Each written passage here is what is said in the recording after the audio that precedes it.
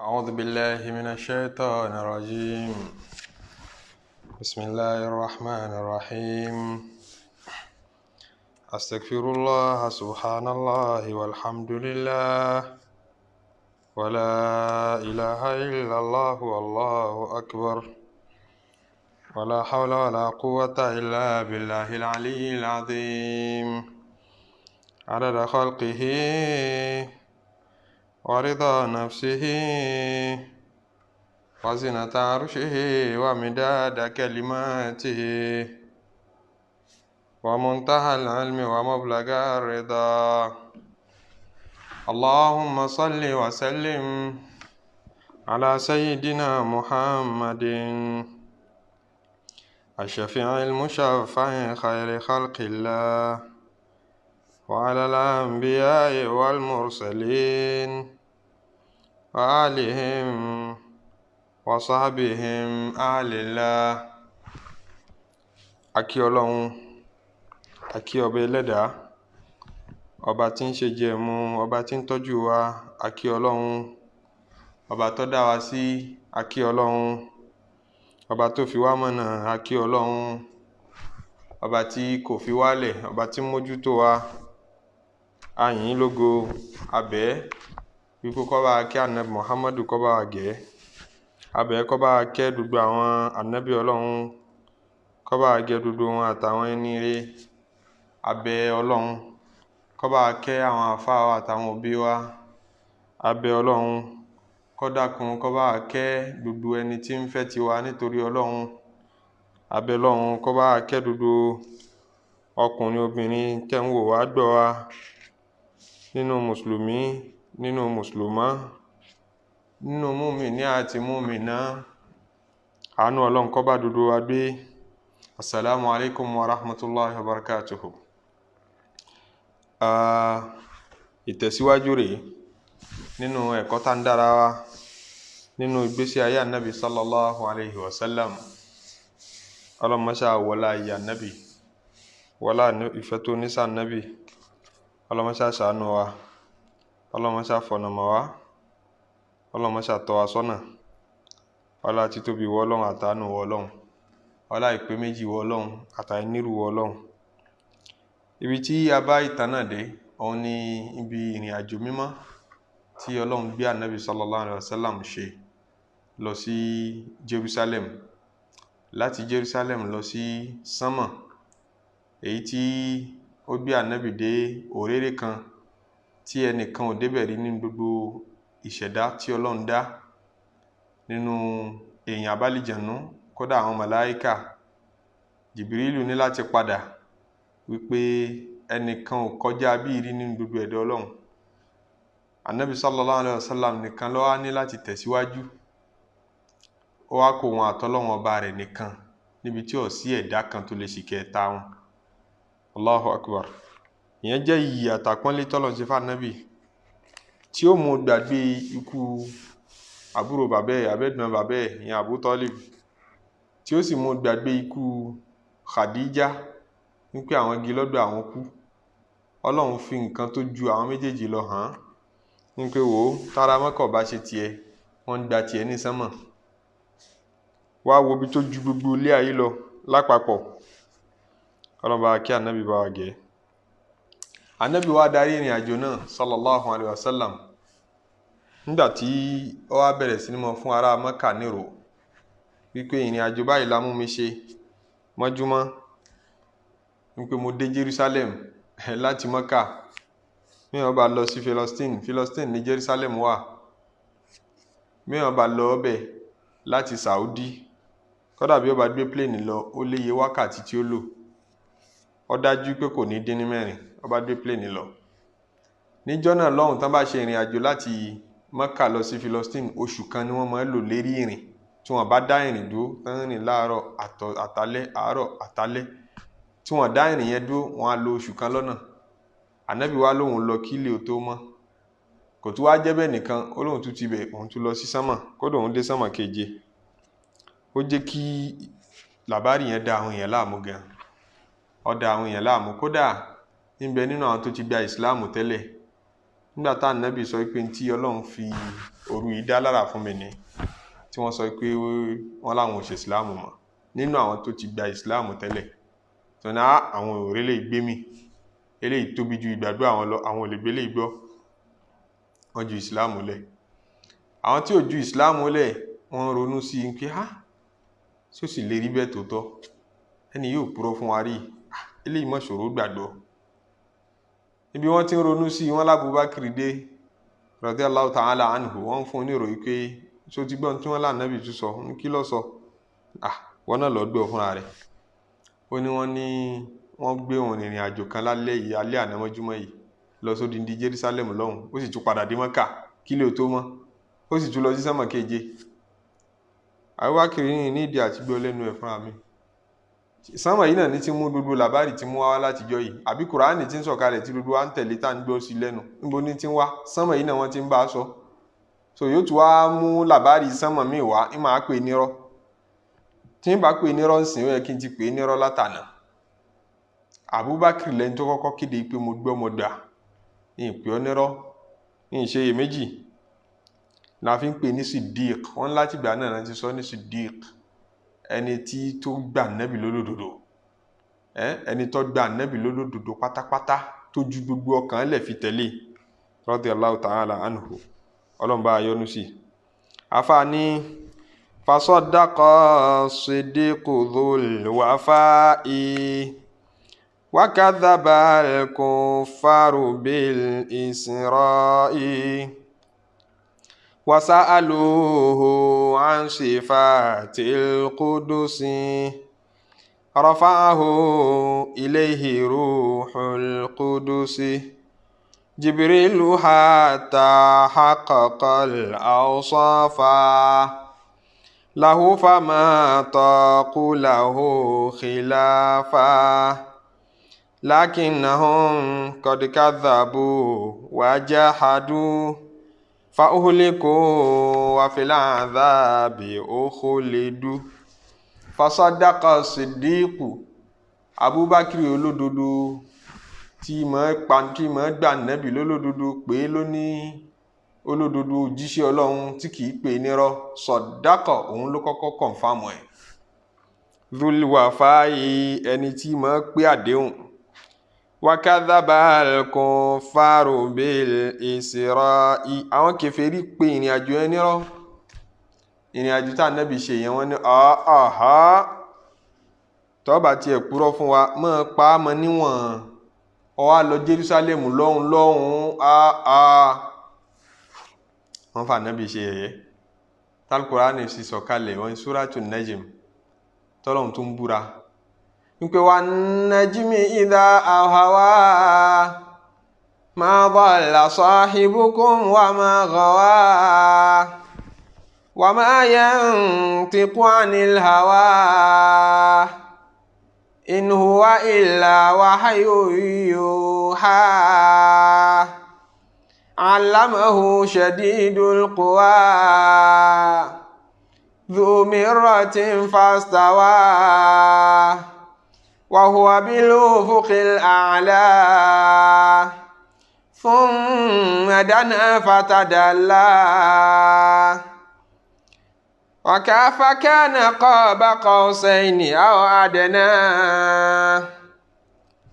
fa awha ila abdihi ma awha ma kadhaba al-fuadu ma ra'a. Wà lọ bẹ́ẹ̀ kanu wan najmi idha hawa, Ọlọ́run ni mo fi ìràwọ̀ búra. Idha hawa, nígbà tó bá já wálẹ̀. Ma dhalla sahibukum wa ma ghawa, èèyàn yín tí ń ṣe wáàsí fún yín yẹn Muhammadu kìí mọ̀ ṣe ní anu, ọmọ mọ̀ tí ń sọ kọmọ yá wéré.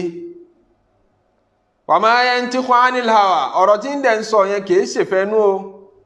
kìí ṣe pé ń kàn ro àròsọ àbọ̀wá lálàkálà kan mọ́júmọ́, ó sun orun kórun kan lọ lálàkálà kan mọ́júmọ́ ní wọ́n ń pè mo lọ Jerusalem mo lọ sánmọ̀, kọ yá wèrè. In huwa illa wahyun yuha, gbogbo ń tẹ́rí tí ń kà fún yín ní àwọn ọ̀rọ̀ tá a fi ránṣẹ́ sí ni. allamahu shadidul quwa ẹni tó jẹ́ alágbára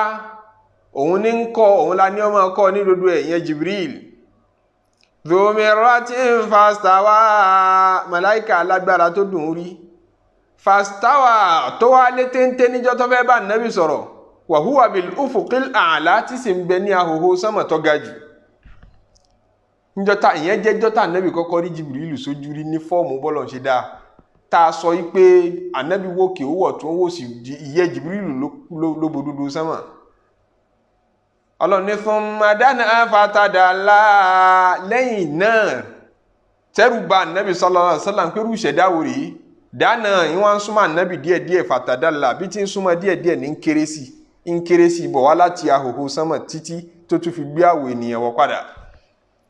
ọwá súnmọ́ pẹ́kípẹ́kí ń gbà tó súnmọ́ padà ó ní fakana qaba qawsayni aw adina ọwá súnmọ́ ànábì pẹ́kípẹ́kí ó dàbí ọrún ọfà méjì tí súnmọ́ra wọn fa awha ila abidihi ma awha ní Jibrilu ṣẹ̀ṣẹ̀ wá fọ̀rọ̀ Ọlọ́run ọba jíṣẹ́ fún ẹrú Ọlọ́run ọba Nabi Muhammad Ọlọ́run ní ma kadhabal fuadu ma ra'a ìrìn àjò táwádé Muhammad ṣe yẹn gbogbo ń torí àwọn nǹkan tí ń rí nù kọ̀kọ̀ tẹ́yìn ò rí ma kadhabal fuadu ma ra'a ẹ̀mí rí ò pé nírọ́ kọmọ jàníyàn afatumarunahu ala ma yara ẹ̀yára mọ́gàjẹ́ fẹ́ mọ́ jàníyàn ni in tí ń sọ wípé òun rí ní ó rí tòótọ́ dá lójú ni o walaqad ra'ahu nazlatan ukhra Ọlọ́run ní àná Muhammad tuntun Jibrilu rí lẹ́ẹ̀kejì orí ẹ̀kejì ó tuntun rí gbà tó yóò tún rí lórí ẹ̀kejì ní ìjẹ́ inda sidratil muntaha nígbà tó ṣe ìrìn àjò sánmà lọ nígbà tán débi igi ńláńlá kan tá ń pè ní sidratil muntaha tá a sọ pé nígbà tí wọ́n bá ìrìn àjò débẹ̀ níbẹ̀ ni Jibrilu tún sọ fún Ànábì pé èmi kò lè tẹ̀síwájú mọ́ torí ẹ̀dá kan ọ̀kọjá bí rí ibẹ̀ la Nabi sallallahu alaihi wasallam ti wá tẹ̀síwájú ibẹ̀ ni wọ́n ń pè ní Sidratil Muntaha wọ́n ní igi ńláńlá kan igi àràbà ní tó tóbi ju orí ilẹ̀ yìí lọ igi tí ó táàmù pín ẹ̀ ọlọ́ni indaha jannatul ma'wa níbi ìtòsí igi ni àdísì gbé wáyé pé lábẹ́ igi ni lọ́wà jannatul ma'wa àlìjánà tí gbogbo ẹ̀mí ire ń pàdé sí ẹni gbogbo àwọn ẹ̀mí àwọn ẹni ire tó ti kú àwọn olùjọ́sìn Ọlọ́run nínú àwọn ànábì ní àbáwọn tí èsì ànábì Ọlọ́run náà tọ́lọ́run fẹ́ kí wọ́n máa nájú ibẹ̀ lọ́lọ́run kọ́ ẹ̀mí wọn sí ibẹ̀ ni ẹ̀mí tí ń pàdé jannatul ma'wa ní gìgísẹ̀ igi tán pè ní sidratil muntaha níbi ẹ̀dá parí sí lọ́hùn ànábì sallallahu alaihi wasallam àwa fi hàn a fi jannatul ma'wa hàn àfàwọn tí ń bẹ hàn wọ́n sì fi iná náà hàn ànábì sallallahu alaihi wasallam lànábì fi padà dé ní fún wa ń làbárì ẹ̀yin obìnrin ẹ múra sí istighfar ẹ tọrọ àforíjìn púpọ̀ ẹ máa ṣe sàárà púpọ̀ fa inni ra'aytukunna akthara ahli an-nar wọ́n fi hàn mí wípé ẹ̀yin lẹ pọ̀jù nínú iná nígbà wọ́n fi iná hàn mí ẹ̀yin mo bá ń bẹ̀ tẹ́ pọ̀jù kí ló fà tá a fi pọ̀jù nínú iná ànábì wa ṣàlàyé fáwọn obìnrin jọ́nà ń ṣe wáàsí fún wọn ni kò yé fáwọn èèyàn làbárí ìrìn àjò tó rìn lákọ̀ọ́kọ́ ọjọ́ ní títí tó fi jáde láyé amúmirí nígbà tí wọ́n mú mi ṣe ìrìn àjò náà wípé àwọn kan pọ̀ nínú iná ìwà báyìí ló gbé wọn wọ náà àwọn kan pọ̀ lálìjẹ́nà ìwà báyìí ló gbé wọn wọ àlìjẹ́nà sallallahu alayhi wa sallam ọlọ́run wá ń sọ pé afatumarunahu ala ma yara kí lè tẹ̀ ń jà níyàn lérí nítorí walaqad ra'ahu nazlatan ukhra ó tuntun Jibrilu rí lẹ́ẹ̀kejì inda sidratil muntaha ń jọ tí wọ́n jọ ṣe ìrìn àjò òru mọ́júmọ́ tá a ló ṣe ń jò ní indaha jannatul ma'wa níbẹ̀ jannatul ma'wa àlìjánà tí gbogbo ẹ̀mí eré ti ń pàdé ibi ẹgúnṣà sidrata ma ẹgúnṣà igi tá ń wí yẹgìṣà sidrata ma yẹgìṣà nǹkan tó bò ó dàrú ẹ̀rí nǹkan ọlọ́run ní nǹkan tó bo igi yẹn ló bò kí ló bò ọlọ́run ò fẹ́ sọ fún wa nǹkan tó bo igi yẹn ló bò yẹn ni pé ìmọ́lẹ̀ ó wá nú àdísì pé ìmọ́lẹ̀ ló bo igi náà dàrú kò dùn ún ṣàlàyé gan ní ṣíṣàlàyé táwọn ènìyàn tọpọlọ akéré tá a gbọ́ yọ ọlọ́run wá ní izi egisha siderata ma egisha nǹkan tó bo igi yẹn ó wá bò nǹkan tó bo igi yẹn wá bò kí ni nǹkan tó bò ma zagha al-basaru wa ma tagha ojú Ànábì sallallahu alaihi wasallam ẹ̀yin jú rẹ̀ níbi ìrìn àjò tá mú ṣe ni ma zagha al-basar ojú rẹ̀ òye wa ma tagha kò sì wò kọjá nta ní owó kò mọ wò hàn kò mọ wò hàn kò kà mọ wò tún mọ wò sí ó focus lérí bí wọ́n ní owó ìtìjú ló fi ṣe ìrìn àjò náà toró rí nǹkan àmì orí nǹkan mèremère tó pọ̀ nígbà tó wá dípò náà ní tìjú tọrẹjú ńlẹ̀ fọ́lọ́run Ọlọ́run wá ní laqad ra'a min ayati rabbihil kubra ó wá jẹ́ kóhun náà láǹfààní àti rí àwọn àmì tó tóbi jù nínú àwọn àmì Ọlọ́run ọba àfihàn ẹ̀rí aṣọ pé Ànábì sallam ọgbọ́ ohun kálàmì tá fi ń kọ kádàrá àtàwọn bẹ́ẹ̀ bẹ́ẹ̀ lọ nínú àwọn nǹkan tí Ọlọ́run fi hàn Ànábì sallallahu alaihi wasallam bó ti ṣe ìrìn àjò náà nù ìyẹn jẹ́ èsì fún gbogbo àwọn ará Mẹ́kà tí wọ́n sọ pé kọ̀mọ́ntì ń sọ jarí Jerusalem lọ́hùn ká tó wá pé sánmà lọ́hùn nígbà tí wọ́n ń pè nírọ́ wasa'alu an sifatil qudusi ọfà káwọn kan tiẹ̀ ní nígbà tó lọ Jerusalem ẹjá tẹ́sítì rẹ̀ wo ṣakúkú mọ̀ tẹ́lẹ̀tẹ́lẹ̀ kó débẹ̀ rí ará Mẹ́kà má mọ̀ dájú pé Ànábì sallallahu alaihi wasallam ò dé Jerusalem rí ó sì lóhun lọ Jerusalem kìí ṣe ń tó lè ẹjá tẹ́sítì ẹ̀ o júwe Jerusalem fún àwọn tán máa ń lọ Jerusalem tán máa ń nábẹ̀ dáadáa wọ́n pọ̀ Mẹ́kà ń bì ọyá júwe ibi báyìí júwe àwọn ibi tó dé ń bẹ̀ já máa gbọ́. Rafa'u ilayhi ruhul qudus nígbà tí wọ́n ní ká Ànábì ọmọ júwe tí ó sì mọ bí ó ṣe júwe torí alẹ́ ni wọ́n mú lọ mọ́júmọ́ àdúgbò mélòó lórí sọ fẹ́ dámọ̀ tí wọ́n máa pé wọ́n pàdúgbò kan báyìí níbi báyìí ibì kan báyìí wá rí báyìí ibi mọ́ṣáláṣí báyìí wá rí báyìí kò mọ bí ó ti júwe Jibrilu wá dé rafa'ahu ilayhi Jibrilu wá fi hàn ìyẹn ruhul qudus Jibrilu tá a mọ̀ sí ruhul qudus afáàní Jibrilu hatta haqqaqa al-awsafa Jibrilu fi ìwòrán náà hàn hatta haqqaqa al-awsafa títí tá Ànábì fi wá júwe rẹ̀ fara Mẹ́kà tó sì wá jọ tí wọ́n ti mọ̀ náà lahu fama taqu lahu khilafa wọ́n fẹ́ jà Ànábì níyàn àwọn gan orí ìjà níyàn ma taqu lahu khilafa nígbà tó júwe ẹ̀ fún wọn àwọn náà mọ̀ bí táwọn bá àtakò wọlé wọn mọ̀ bí táwọn gbé àtakò gbà sallallahu alaihi wasallam lọ́lọ́run fi ń sọ nínú suratul Isra torí bí nájímì ṣe sọ̀kalẹ̀ kọ̀pẹ́ náà ni suratul Isra náà sọ̀kalẹ̀ Isra ìyẹn òun ni súrà tọ́lọ̀ ń bẹ̀rẹ̀ pẹ̀lú ìrìn àjò tó gbà Ànábì ṣe sallallahu alaihi wasallam subhanalladhi asra bi abdihi laylan minal masjidil harami إلى المسجد الأقصى الذي باركنا حوله لنريه من آياتنا إنه هو السميع البصير تنبشيكا الله سبحان الذي أسرى بعبده ليلا من المسجد الحرام من مولوات تبي الله وبا تبي أرورني عليه ليلا lálẹ́ minal masjidil harami láti bí mọ́sálásí àbẹ̀wọ̀ ní tí ń bẹ Mẹ́kà ilal masjidil aqsa lọ sí mọ́sálásí tó jìnà jù alladhi barakna hawlahu èyí ta ní kálùbáríkò wà ní gbogbo àyíká rẹ̀ yẹn Jerusalem a ṣe bẹ́ẹ̀ linuriyahu min ayatina láti lè fi àwọn àmì hàn Ànábì Muhammad innahu huwa sami'ul basir Ọlọ́run ọba lọba tí ń rí òun lọba tí ń gbọ́ àwa fẹ́ fi díẹ̀ hàn Muhammadu kóhun náà mọ́ rí afẹ́jọ́ ọmọ ẹgbọ́ díẹ̀ kóhun náà máa gbọ́ nínú tí àwọn Ọlọ́run ọba ń gbọ́ tẹ́dọ̀ ó lè gbọ́ àti bẹ́ẹ̀ bẹ́ẹ̀ lọ nínú súrà yìí náà lọ́lọ́run tí wọ́n ń sọ pé wà má ja'alna ru'ya allati araynaka illa fitnatan nǹkan tá a mú wọ Muhammadu rí lálẹ́ mọ́júmọ́ yẹn fìtínà la fi ṣe yìí kódà àmọ́ ipá àwọn mùsùlùmí kan tó ti gba ìsìláàmù tẹ́lẹ̀ kíní ó dà wọ́n láàmú pé ṣé yóò sì jó tọ́ṣá a fi ṣe fìtínà ni wa shajaratal mal'unata fil Qur'an àti igi tá a ṣẹ́bilé tá a ní ń bẹ nínú náà láti Kùránì sọ̀rọ̀ níbi kan ṣàjàrátà zakum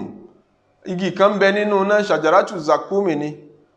àwọn ọmọ náà máa jẹ níbẹ̀ innakum la'akiluna minha fa innahum la'akiluna minha famali'una minha al-butun wọ́n jẹ́ tí wọ́n máa yó ará Mẹ́kà ṣe yẹ̀yẹ́ pé igi nínú iná igi ṣe wà nínú iná ntí rodo àmọ̀ ní pé tí igi bá rí iná ó jó igi tí yóò dèrú pátápátá ní wá ní igi ńláńlá kan tó ń bẹ nínú iná Ọlọ́run ní ṣó rọ́rọ̀ igi tá a sọ ohun tán ń ṣe yẹ̀yẹ́ àtọ̀rọ̀ ìrìn àjò tá a gbé ọrìn lóru àti rodo tó rí níbẹ̀ a fi méjèèjì ṣàdánwò fún gbogbo ará Mẹ́kà ní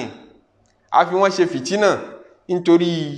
ká lè mọ ẹni tí ò ní gbàgbọ́ lódodo bí ọ̀rọ̀ Isra wal Miraj ṣe jẹ́nu bá Nábì ṣe lọ bó ṣe bọ̀ bó ṣe mú ìrun bọ̀ fún wa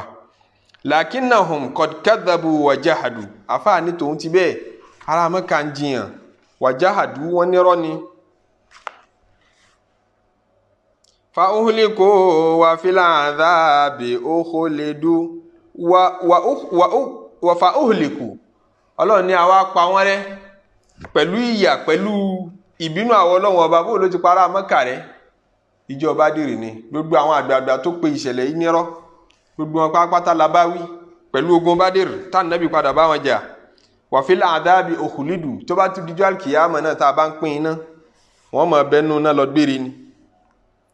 ní Ànábì sallallahu alayhi wa sallam ó wá ń ṣe bẹ́ẹ̀ jíṣẹ́ lọ nígbà tó ti wọ Mẹ́kà padà láti Tọ́ìf ẹ̀rìn tí ń pa àpìtàn bó ti lọ Tọ́ìf kọ́lọ̀ ń bá wa yọ́nú sí kọ́ba kẹ́ ń jíṣẹ́ lọ nígbà tí ń bọ̀ láti Tọ́ìf èyí kan táwọn ti sọ ní àná bó ti wọ Mẹ́kà padà ìgbà tó ti lọ Tọ́ìf sallallahu alayhi wa sallam tó fẹ́ wọ Mẹ́kà padà ará Mẹ́kà ti gbọ́n tó ṣẹlẹ̀ sí ní Tọ́ìf wọ́n ní báríkà ẹni tá a fẹ́ sunjẹ tó lọ fi po rárá ọ̀rọ̀ ti yanjú lérí ọ̀rọ̀ rẹ̀ ṣẹ́rí ìtọ́jáde yẹ mẹ́jẹ àjọ wọlé mọ́ bó ti lọ ohun àlọ́ rámirámi kọ́ mọ́ wọlé mọ́ wọ́n pète pèrò bẹ́ẹ̀ pé tó bá sì wọlé ẹni tọ́wọ́ rẹ̀ bá kọ́kọ́ tẹ̀ kọ́ pa Ànábì wa fẹ́ wọ Mẹ́kà sallallahu alayhi wa sallam ìró ti tẹ̀ láti bodè pé wọ́n ti pète wọ́n ti pèrò ń kọ́ gbọ́dọ̀ wọnú ìlú yìí mọ́ ta ni ó wá gbà mí ta ni ó ṣùgbà mi ta ni ó ṣe ìjára mi ìjára lẹni tí ó kọ̀yà tí ó sọ pé ikú rẹ̀ dínkù ikú mi ikú rẹ̀ ó dínkù mi àrùn rẹ̀ dànù mi àjọ mọ́ pín ìṣòro wọ́n ní nínú àṣà wọn bẹ́ẹ̀ tí wọ́n ní mo àjára alágbájá mo ti gbígbà pé mo gbà á mo yọ ọ́ lọ́wọ́ ìṣòro ẹni tí ó bá ọ̀ràn tó bá dá èmi mọ́ dáa gbogbo ntẹ́ bá bí ẹbí mi Abu Talib ti kú kò sí Khadija mọ́ náà láyé kò sí àwọn main supporters Ànábì sallallahu alayhi wa sallam náà ta ni ó wá gbà Ànábì sallallahu alayhi wa sallam wá rán ni sí àwọn àgbààgbà ní Mẹ́kà lẹ́ẹ̀kọ̀ọ̀kan bá ń sọ fún lágbájá pé mo fẹ́ wọnú ìlú bí ó bá ti rí nǹkan kan rò kóró ti jọ́ báyìí kóró ti jọ́ báyìí kóró àjọṣepọ̀ báyìí kálukú ń sọ pé mi ò lè gbà ọ́ ẹnu ti kò àfarákùnrin kan tán pè ní Mut'im ibn Adi òun ló sọ fún Ànábì sallallahu alaihi wasallam pé kò sáburú nínú àwọn tán pè ní rọ́lọ́wà o nínú àwọn tán gbógun tì lọ́wà Ànábì tún ní láti sá di ọ̀tá ń pé tàbá kúkúrú ń di ọ̀rẹ́ jẹ mọ́ èyí tá fi wá kú lébi àjẹtọ̀tá náà ni ẹ bá ń sọ fún Mut'im ibn Adi ǹjọ́ lè gbà mí ǹjọ́ lè ṣe bí ń ṣe wọ Mẹ́kà bíbà pín ara asylum fèèyàn sallallahu alayhi wa sallam Mut'im ibn Adi yìí wá ní ọ̀wọ́n gbà Nabi sallallahu alayhi wa sallam ó sì kéde Mẹ́kà ó sọ fún gbogbo àwọn ọmọ rẹ̀ àwọn tó sàn gúnnà àwọn ọmọ rẹ̀ gbogbo yẹn lọ gbé ọfà ẹ lọ gbé idà fa inni qad ajartu Muhammadan torí mo ti gba Muhammadu mo dẹ̀ ti yìn ṣú rẹ̀ ń pè nǹkan kan ní ṣe mímí kan ní mì ikú wa ti dàjọ kú àwẹ̀ wa ti di àjọgbà wọ́n á lọ bá Nabi sallallahu alayhi wa sallam ní àbáwọlé Mẹ́kà òun ló má Nabi wọlé tí nǹkan kan ò fi ṣe níjọ́ náà sallallahu alayhi wa sallam òun náà padà wá náà tátú lọ jà lógun níjogun Bádìrì níbẹ̀ sì wọ́n pa á sí ó jẹ́ ká Nabi mọ́ sọ́ńdà tá Nabi rókù rẹ̀ pé kápò òun rí láláyè ni òun lè wo tiẹ̀ mọ́ gbogbo àwọn tán padà kú lẹ́rú lójú ogun Bádìrì òun lè wò mọ́ lára nítorí dáadáa tó ṣe ní ọjọ́ kìíní àná Ànábì ò gbàgbé dáadáa yẹn sallallahu alayhi wa sallam bá Ànábì ṣe wọ ìlú Mẹ́kà padà nìyẹn náà nígbà tó wọlé padà Àdíjà ò sí láyé mọ́ gẹ́gẹ́ bí àgbàlagbà tó ti lé ní 50 ní ìgbà tá à ń sọ ya ànábì ti lé ní 50 nígbà tó ṣe Isra wal Mi'raj kò síyàwó ní ọ̀dẹ̀dẹ̀ rẹ̀ mọ́ bó ni ó ti máa jẹ bó ni ó ti máa mu ó fà kí ànábì ò tí ronú kóhun ó fẹ́ yàwó mi. Khawlatu bintu Hakim òun ló wá bá ànábì sallallahu alayhi wa sallam, arábìnrin kan tán pè ní Khawla. Tẹ́ ẹ bá gbàgbé nígbà tá à ń dákọ àwọn tó kọ́kọ́ gba Islam, àwọn àkọ́kọ́ tó kọ́kọ́ ṣe Islam, tó kọ́kọ́ wọnú Islam, asọ̀rọ̀ Uthman ibn Mad'un ń pinnu àwọn àkọ́kọ́ tó kọ́kọ́ gba Islam lọ́wọ́. Àwa níyàwó rẹ̀ náà bẹ́ẹ̀ ni ìyàwó rẹ̀ ní ń jẹ́ Khawlatu bintu Hakim.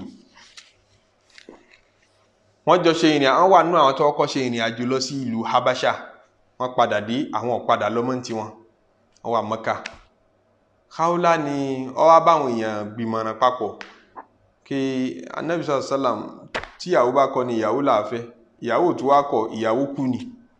tó yẹ kó lè fẹ́ lòmí. Nígbà tá à ń sọ yìí nítorí àwọn tẹ́mọ́ péńtì Ànábì ló kọ́ tí èṣe tiẹ̀ ń pọ́ fẹ́ràn obìnrin ó kó obìnrin jọ ó ti márì látọdún kèló. Aṣọ differences tó wà láàrin àwọn scholars lérí age wo ló márì bẹ́tẹ̀ jáde ó lérí pé 25-year-old ló wà látọdún yẹn títí tó fi pé 50 ìyẹn kó di 25 years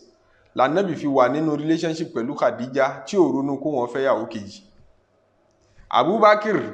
ọ̀rẹ́ Ànábì ni Ànábì jù lọ lọ́jọ́ orí níwọ̀nba ìyẹn Abubakar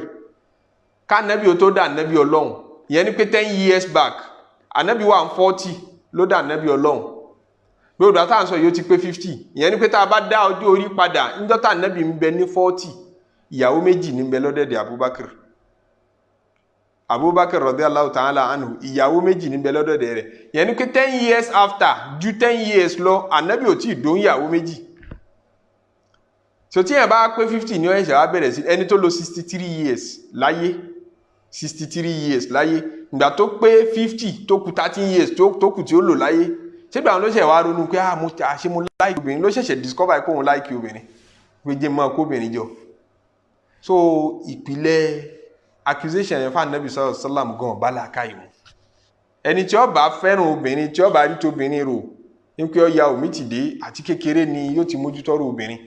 kò ní jẹ́gbà tó wá jẹ́ 50 nígbà tí wọ́n ń kàn ṣòro lọ́wọ́ tí ń dààmú tí ń fojoojúmọ́ jagun ló wá ronú kéje mọ́ obìnrin gbogbo gbà. Bẹ̀tà àwọn tó bá fẹ́ bá Ànábì ló kọjẹ́ sallallahu alaihi wasallam bóyá àwọn orientalist àwọn ọ̀tátà Ànábì níjọ́ tí ń bẹ láyé gan wọn rántí fi dodo ilé ìbú torí kìí ṣe láìfí wọ́n rárí dájú pé dodo kìíní wọ̀nyí kìí ṣe láìfí. Ànábì sallallahu alaihi wasallam wá dáwà tíyàn bá dáwà tí ó bá sóbìnrin lẹ́ni tó ti bóbìnrin sáábà gbogbo àwọn ọkùnrin lámọ́rú ẹ̀ àti wọ́n bá ti di pé yàn márì tó ti use mọ́ obìnrin kìí rọrùn fún ọkùnrin láti tún padà sí bachelor life kó máa adáṣọ̀fọ̀ fúnra rẹ̀ kó máa dóúnjẹsẹ̀ fúnra rẹ̀ kó máa dásùn fúnra rẹ̀.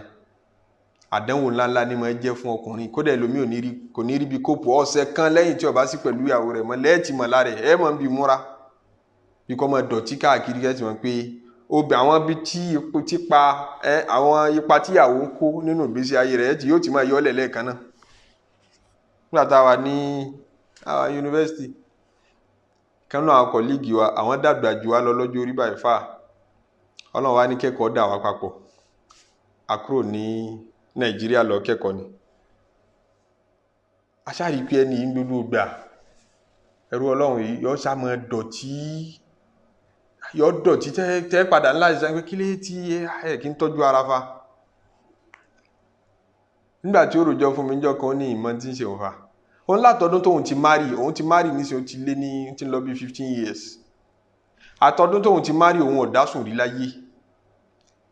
torẹ́ni yóò ní gbénú yàrá rẹ̀ kálukú ní hostel tí kálukú wà kò ní jókòó nínú yàrá rẹ̀ yọ́mọ wá dà yín láàmú káàkiri yọ́mọ kanlẹ̀kùn yín káàkiri débi tí gbogbo yẹn mọ́ sá fún ẹ bá ti kanlẹ̀kùn ẹ bá ta ni ó bá ti lóhùn ní kálukú ọmọ torí bọnú aṣọ ni torí yóò kàn wá jókòó tí yọ́mọ ròyìn lẹ́jọ́ kò kí ń lè dá wà kò ní lè dá aṣọ fọ̀ kò ní lè dá oúnjẹ sí kò sí ń tọrọ Ọlọ́run kí ló dé táyé yín wá rí tó bí olóhùn ọ̀dásùn rí láyé àfẹ́kàn látijọ́ tóun ti márì kì í rọ ọkùnrin lọ́rùn in tó bá ti use mọ́ gbogbo generally náà ni tí yẹn bá use mọ́ in life. Ànábì sallallahu alaihi wasallam ìyàwó wa kú fún kò sí Khadija mọ́ kò sí sóbìnrin míì lọ́dẹ̀dẹ̀ ta ni ó máa tọ́jú ẹ̀ jíjẹ múmu rẹ̀ bó ni ó ṣe máa ṣe bó ni ó ti máa manage life rẹ̀ ni Khawlatu wá rò gbogbo àwọn tí wọ́n rò wọn lè súnmọ́ ànábì sallallahu alaihi wasallam wọ́n mọ dédé ìfẹ́ tó ní sí Khadija kálukú ọmọ bí ó ti approach ànábì pé ẹjá fún mọ́nà kórì márì ẹlẹ́ẹ̀kejì gbogbo sí circumstances tó surround ànábì sallallahu alaihi wasallam kò jẹ́ kí mọ́nà yìí ó ti ẹ̀dùn pé ọ̀rọ̀ marriage ní wá kan lásìkò yìí and at the same time ó nídìí ẹ̀ Khawlatu ṣẹ́nkóbìnrin ọ̀láyà láti mọ̀ kí mi ò mọ̀ bí n ṣe bá a sọ òun ló wá lọ bá ànábì sallallahu alaihi wasallam mo fẹ́ bá yín sọ̀rọ̀ ànábì ní kò sáburú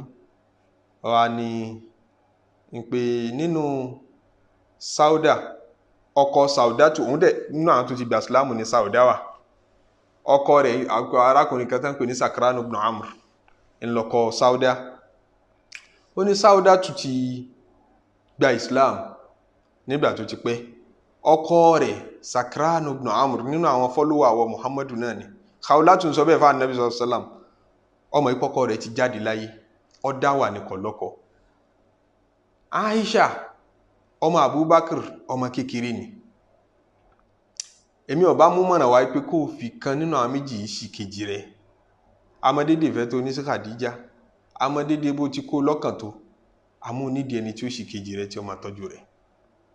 ó sọ bẹ́ẹ̀ fún ànábì sallallahu alaihi wasallam ìpè tó bá yẹ sí pé adélébọ̀ ló ń fẹ́ Saudatu dáa kó mọ ọkọ rẹ̀ nínú àwọn tó ń tẹ̀lé ọ ni kò sọ́kọ ẹ̀ láyé mọ́ ó nídìí ìtọ́jú inú ogun láwà gbogbo àwọn tá à ń ṣe ìsìláàmù wọn fúnlẹ̀ mọ́ wa generally so ẹni tọ́kọ rẹ̀ bá kú àbẹ́ni tíyàwó rẹ̀ bá kú àwa náà láàmú dípò ara wa nítorí ìtọ́jú ànábì ní reason láti fẹ́ Sauda kódà bí èsè nítorí fífẹ́ kó jẹ́yàwó fífẹ́ nítorí pé kò sọ́kọ rẹ̀ mọ́ ó justify ká ànábì sallallahu alaihi wasallam ọ̀fẹ́ Aisha justification wà fún ká ànábì sallallahu alaihi wasallam ọ̀fẹ́ nítorí ànábì ní ìdí ìtọ́jú Aisha dẹ̀ sì kéré ta ló fẹ́ múnú àwọn méjèèjì ànábì sallallahu alaihi wasallam ní ó kù sọ́wọ́ ẹ̀ Khawla lọ bá wọn sọ tó bá yẹ sí pé Saudatu náà ló ṣe ó káàbọ̀ tó bá sì jẹ́ Aisha náà ní ó káàbọ̀ Khawla ló wá bẹ̀rẹ̀ ìgbésẹ̀ ó lọ bá bàbá tó bí Sauda ó wí fún bàbá Sauda ránṣẹ́ pé Sauda pé ọdún wọn ní Muhammad fẹ́ fẹ́ ọ tó tẹ́ ọ lọ́rùn ṣe ń fi ọ fún ó lọ tẹ̀wọ̀n lọ́rùn wọ́n fẹ́ ẹ wò Saudatu nígbà tá à ń wí àwọn kan ní èjì rẹ̀ 66 ẹ dákun ṣe èèyàn máa ń nífẹ̀ẹ́ obìnrin kó jẹ́ ìyá tó ti di 66 ní ọmọ wa ní ẹ lọ́ọ́ bá ń tọrọ wá níyàwó sallallahu alaihi wasallam àwọn ìwádìí làwọn tó máa bá ànábì ló kọjẹ́ wọn kì í ṣe bó ló ṣe dóyàwó púpọ̀ béèrè èjì àwọn tó kó sínú ilé ọmọge mélòó ní bẹ láàrin wọn Saudatu àwọn kan èjì rẹ̀ olójútù rìpọ́ọ̀tù gbé èjì rẹ̀ wá èyí tó dájú ni pé ilé ọkọ kan ní ti ń bọ̀ kì í kọ́kọ́ sọmọge wọ́n sì ní ọmọ mẹ́rin ló ti bí sí ilé ọkọ tí ń bọ̀ wá ẹni tí ń kọ́ ọmọ mẹ́rin bọ̀ wá ṣe ń pé kò easy Saudatu wọ́n ní èjì rẹ̀ ti lé ní 66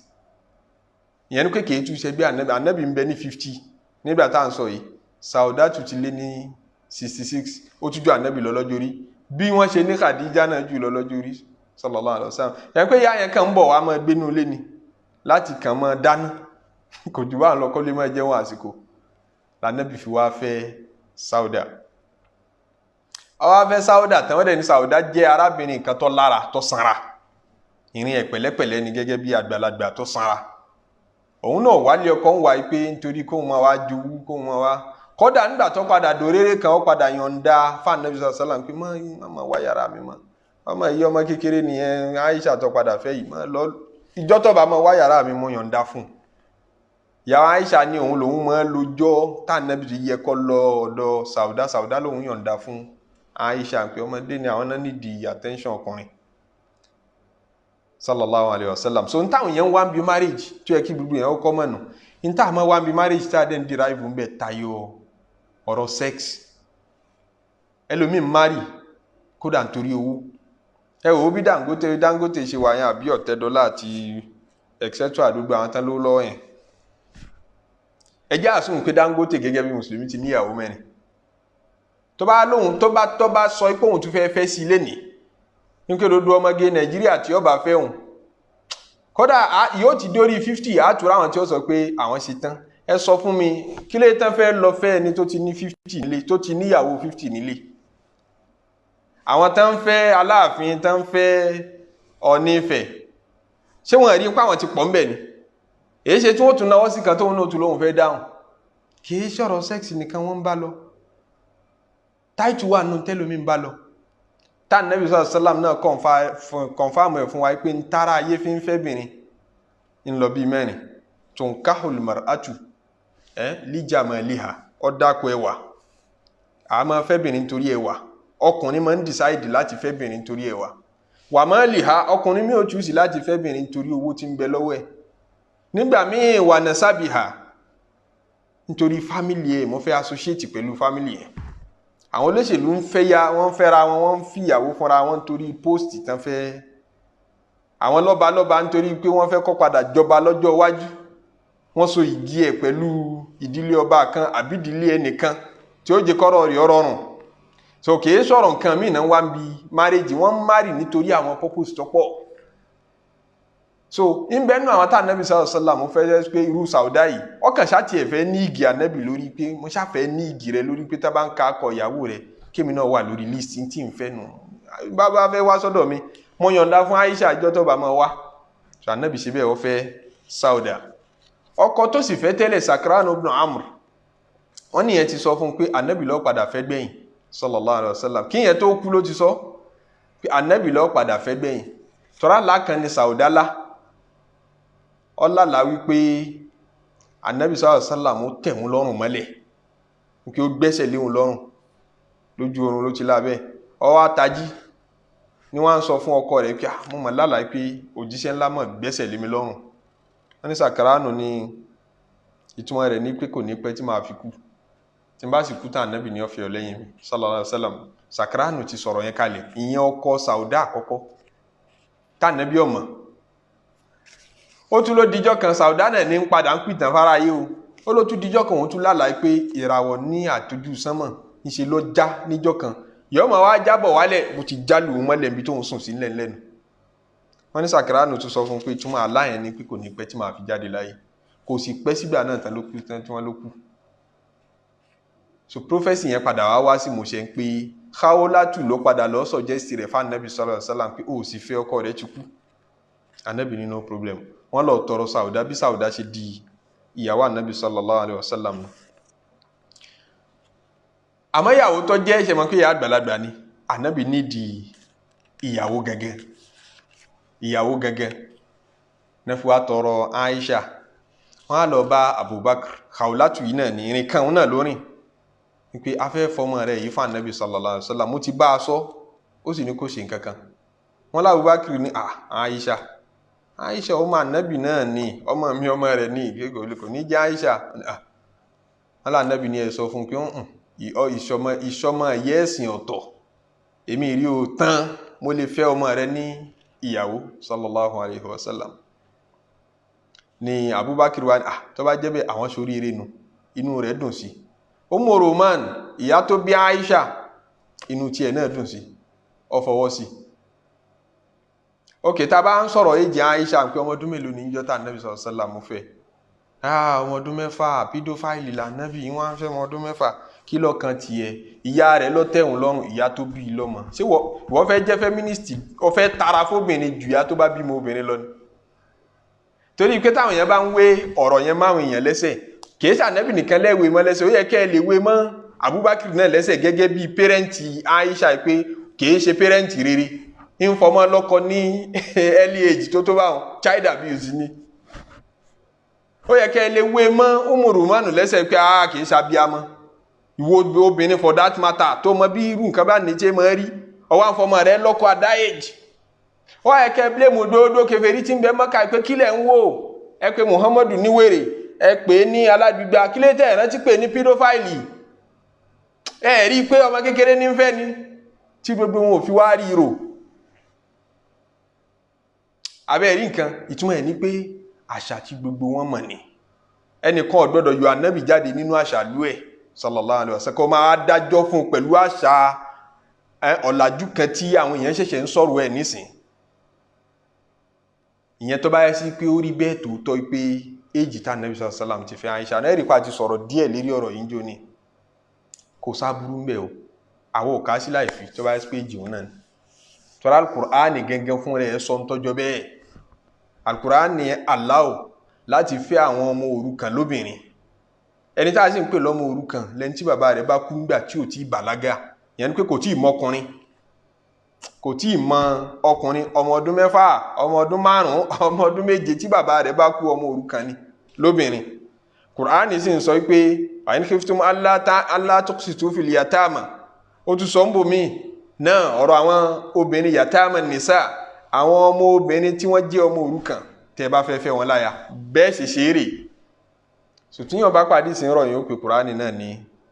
irọ́ ní agbẹ́rin ni àmọ́ àwọn àfóhùn mímọ̀ wádìí wọ́n ní ẹ̀dùn náà ìyàwó Aisha ló pìtàn fara ayé ló sọ pé èjì òun níjọ́ tí wọ́n fẹ́ òun ọmọ ọdún 6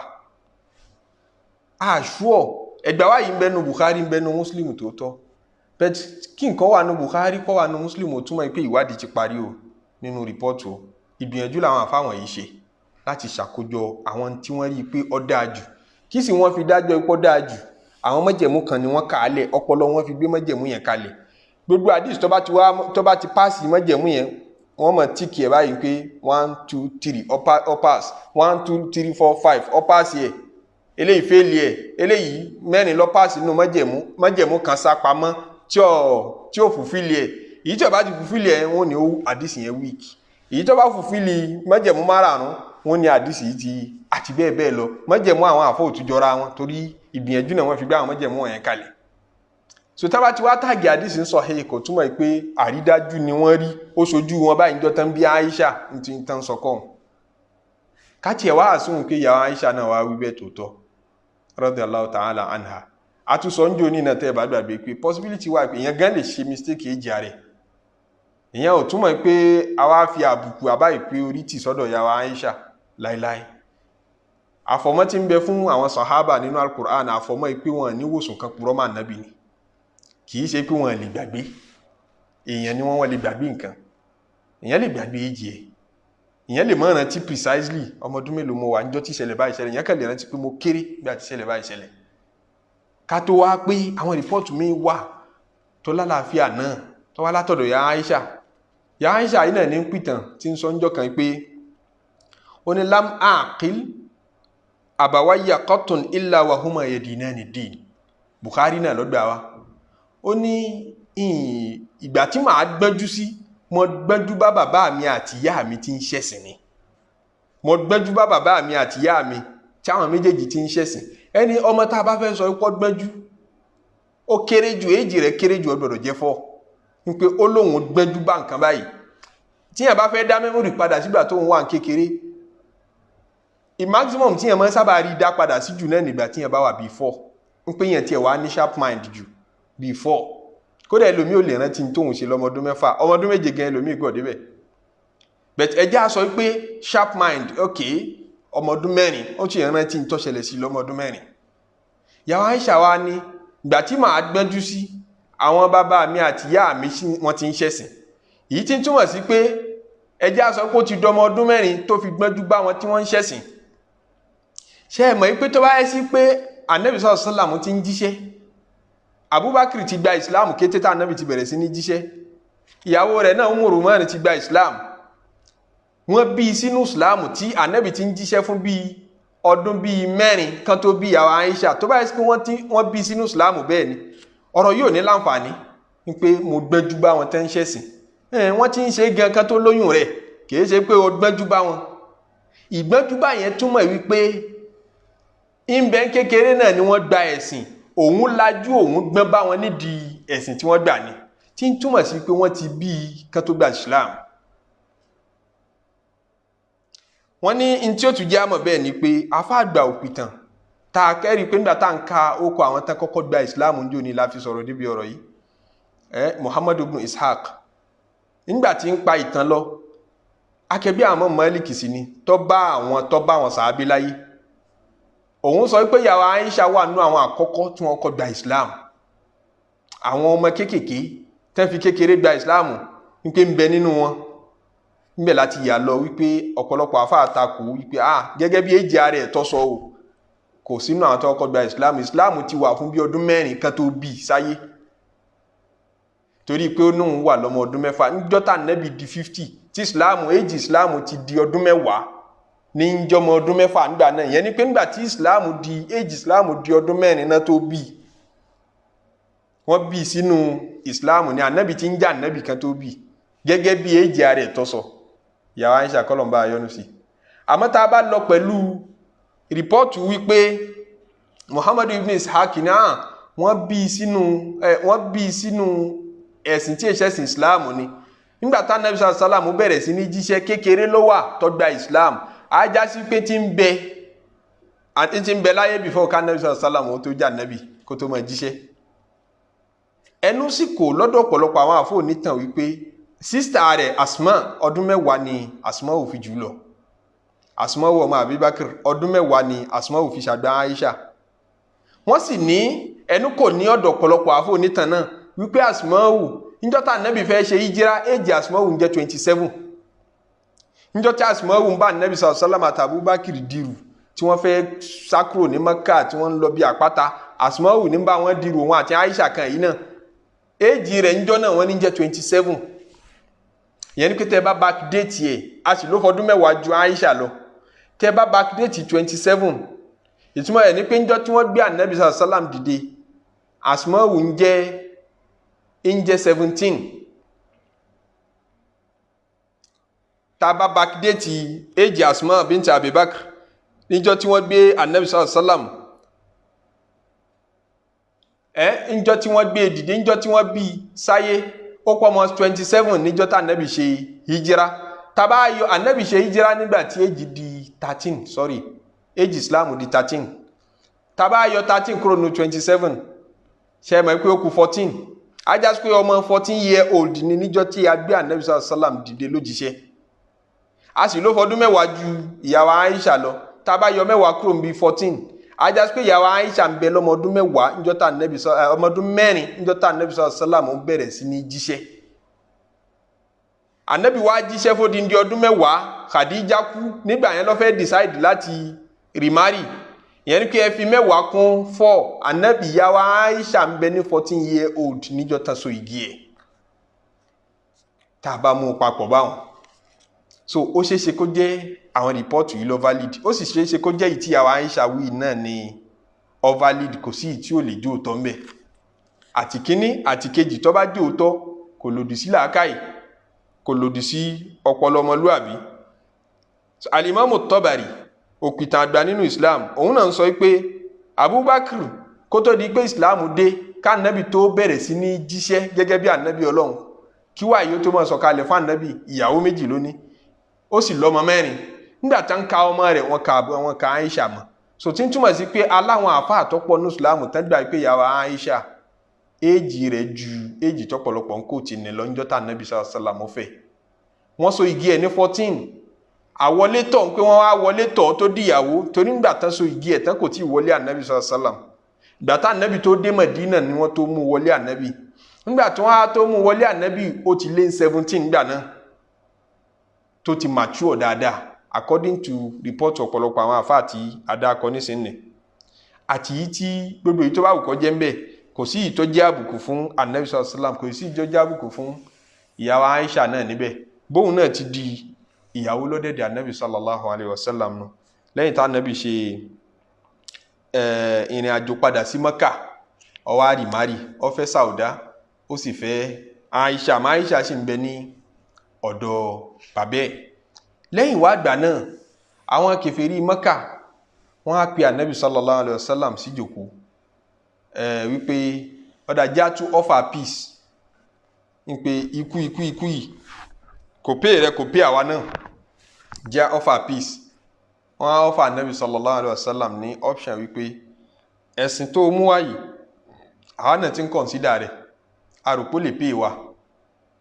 pàtàkì jùlọ àwọn èèyàn ń gbà èrò ń pọ̀ ńbẹ̀ kò sáburú ẹ̀sìn tiwa náà ẹ̀sìn àwọn bàbá wa àfẹ́kọ́ parẹ́ ó ṣe já mọ́ fíjọ́ kan ṣe tiẹ̀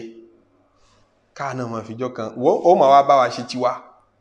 àá náà mọ́ bọ́ ṣe tiẹ̀ tá a bá ṣe ọdún a bá ṣe ọdún àwọn òòṣà wa ọmọ participate tá a bá tí wọn náà bá fẹ́ ṣe tiẹ̀ náà àwa náà mọ̀ wá dá olóhùn nǹkan náà ni ọlọ́run kan náà làájọ ń pè é ṣe tí mo rú àwọn láńgéèjì wọn nǹkan náà lẹ̀sìn bá ọ̀nà tá a kàn ń gbà pé lọ́yàtọ̀ síra wọn ní jájọ́ kọ́mọlùbọ́ ká máa ṣe dúdú ẹ̀ papọ̀. Nígbà tí wọ́n gbé concept yẹn jáde ọ̀nà tán fi present ẹ̀ fún ànábì sọ̀sọ̀ ọjọ́jú gan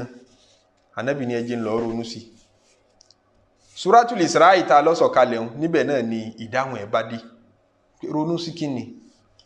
Ọlọ́run sọ fún ànábì sọ̀sọ̀ pé wa in kadu la yaftinunaka anil ladhi awhayna ilayka litaftari alayna ghayrahu wa idha la takhadhuka khalila. Wa in kadu àwọn kèfèrí ń gbìyànjú wọ́n ń dètè la yaftinunaka anil ladhi awhayna ilayka wọ́n fẹ́ fìtínà wọ Muhammadu wọ́n fẹ́ dẹ̀ láàmú ni o wọ́n fẹ́ gba góòdì lọ́wọ́ rẹ̀ kán máa fi pàǹdà replace rẹ̀ fún ọ. litaftari alayna ghayrahu wọ́n fẹ́ kó o fi rọ́ replace ẹ̀ wọ́n fẹ́ kó o máa sọ ntọ́lọ́wọ́n sọ kó o máa dẹ̀sìn lójúrú yọ̀wọ́ adìpẹ́ jọ máa ṣòṣà ẹ̀ sì jọ máa pàdé mọ́ṣáláṣí irú ẹ̀sìn wọnú òun náà ni ó jẹ olórí àwọn eléégún yóò ní ìṣẹ̀ṣe ọ̀gbọ́dọ̀ parẹ́ òun kan yìí náà wọ́n tún fi ṣe àmírù láàjì kọ́ máa wá lídìí àwọn èèyàn lọ Mọ́kà wọ́n ní nítorí pé òun lọ bá a kan nílẹ̀ Yorùbá àbẹ́ ẹ̀mọ́ rírú ẹ̀ nílẹ̀ Yorùbá lè ní náà òun náà wọ́n fi jẹ bàbá àdínì òun náà sì ní gbárùkù ti ètò ẹ̀yọ̀ tí ń bẹ ní àdúgbò wọn tán ń ṣe òun ni wọ́n fi jẹ yá àdínì ní sì tún bẹ nínú ẹgbẹ́ àwọ. wa in kadu la yaftinunaka ani alladhi awhayna ilayka litaftari alayna ghayrahu wa idha la takhadhuka khalila. Wọ́n ní tó bá ti lè ṣe bẹ́ẹ̀ kí là ń jà sí la takhadhuka khalila arẹ́dì láti mú ẹ ní alájọṣe àgbọ̀ra wáyé tolerance nìyẹn. walaula an thabbatnaka ọlọ́ni tí ẹ bá ṣe pé a mú ọlọ́kàn dúró ni laqad kitta tarkanu ilayhim shay'an qalila ó ti ń kù dẹ̀dẹ̀ ó ti ń kù díẹ̀ kí wọ́n náà máa fẹ́ consider rẹ̀ pé tí àwa máa láàfíà wá wọ́n máa ṣe tí wọ́n á náà máa ṣe tí wọ́n àbí ti fẹ́ máa wá sí ọ ní mind tí ẹ bá ṣe pa mú ọlọ́kàn dúró. Idan tó bá dán wò bẹ́ẹ̀ ni idan tó bá lọ compromise la adhaqnaka dhayfa al-hayati wa dhayfa al-mamat ìyàtọ̀ jẹ ìwọ Muhammadu Ọlọ́run threatening Ànábì sallallahu alaihi wasallam tó bá dán wò tó bá consider ru ọfà bẹ́ẹ̀ ó jẹ ìyà tó lọ́pọ̀ láyé tẹ́nìkan jẹ́rú ẹ̀rí ó tún wá jẹ níjọ́ al-qiyamah lẹ́yìn ikú ìyà tó lékè ńkà. Thumma la tajidu laka alayna nasira thumma la tajidu laka alayna nasira ó bẹ̀bẹ̀ ń pé ká ràn lọ́wọ́ ẹnìkan ní ràn lọ́wọ́. Ọlọ́run tí ní wa in kadu la yastafizunaka minal ardi liyukhrijuka minha wa in kadu wọ́n tún dá lọ́gbọ́n wọ́n tún dá létè la yastafizunaka láti lè dẹ́rù bà ọ́ láti lè já ẹ láyà ń pé minal ardi liyukhrijuka minha máa lé ẹ kúrò nílùú yìí ẹ̀rí pé wọ́n fẹ́ jọ wọlé ń jò ní ìgbà tí ń bọ̀ láti Taif a lé ọ jáde a sọ ọdọmọ ìlú míì wa idha la yalbathuna khilafaka illa qalila ọlọ́ni tí wọ́n bá ṣe bẹ́ẹ̀ lé ẹ jáde la yalbathuna khilafaka illa qalila jámọ̀ òwúwọ̀ káwọn náà ojú sílé ayé káwọn kù mọ́ tí ó bẹ́ ilé fi mọ́ kàálẹ̀ kò ní pẹ́ kò ní jìnà táwọn náà fi parun ẹ̀rákùnrin àtàwọn Ànábì fi mọ́ kàálẹ̀ sọpẹ́ só jìnà káwọn náà tó kú ọdún méjì péré lẹ́yìn tó fi mọ́ kàálẹ̀ gbogbo wọn kú ni ogun tábà Ànábì jà náà ló gbẹ̀mí gbogbo wọn láwọn àgbààgbà tá à ń sọ yìí. Ọlọ́run ní sunnata man qad arsalna qablaka min rusulina wala tajidu li sunnatina ta'wila. Ọlọ́run wa ń bọ́rọ̀ bọ̀ Ọlọ́run wa ń sọ fún Ànábì pé wa qur rabbi adkhilni mudkhala sidqin àdúrà ní kọ́ mọ́ ṣe tóró ti kan pọ́ìntì ká Ànábì ó jáde Mákà àwọn náà fẹ́ lé jáde wọ́n fẹ́ pa oríṣiríṣi aburú wọn consider àbí apá ni àbí alé jáde ni Ọlọ́run Ànábì sallallahu náà wá ń wojú Ọlọ́run pé àṣẹ wo lọ́lọ́run ó pa. Àwọn ọ̀pọ̀lọpọ̀ mùsùlùmí ti lọ Habasha. Abubakar náà ti fẹ́ gbéra ó fẹ́ máa lọ Habasha lọ́dún 5 sẹ́yìn. Ìyẹn wà nù tàn táwọn kan rí tán fi ní èjì Aisha ju ọdún 6 tí à ń sọ pé ọdún 6 ló wà tá Ànábì ti fẹ́ lọ. Toró pìtàn débi tí ń sọ pé bàbá mi ó fẹ́ jáde máa lọ sí Habasha nígbà tí gbogbo èèyàn ń lọ bẹ̀. Ànábì ló dá padà pé wo tún gbọ́dọ̀ lọ wọ́n sì kejì èmi ń bí.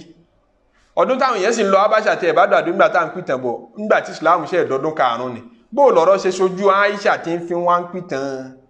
ìgbà tí bàbá rẹ̀ fẹ́ jáde lọ sí Habasha tí ń túmọ̀ sí pé kò lè jọmọ ọdún kan jọ náà kó tún máa pìtàn ẹjọ́ náà. Tí ń túmọ̀ sí wípé ó ti di bí ọmọ ọdún 9